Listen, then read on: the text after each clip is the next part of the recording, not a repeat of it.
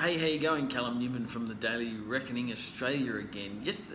In my previous video, I left you with the thought that there's a new merger and acquisition cycle coming to the Australian resource market, and we're seeing that play out with a variety of different deals that have been happening and tabled lately.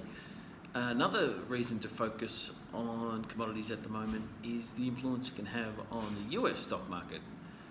There's a lot of people who believe that the US market is now topped out and it can't go higher. I don't share that view, and one reason is because of oil prices. The energy sector for the S&P 500, for example, is much lower than it has been previously throughout US market history, and I think there's room for it to come back.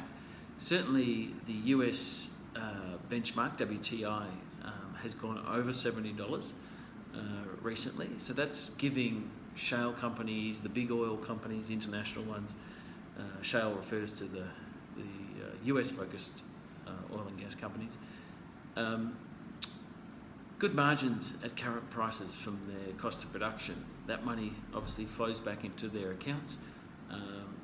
For the companies generating free cash flow, they can either use it for stock buybacks or dividends, and that's going to be appealing to investors in the US market. So two sectors, so the bull market in US stocks that has gone for so long, since 2009, has primarily been driven by the tech sector, but I see the energy sector lifting the market from here, and also possibly the US banks have room to move up from here.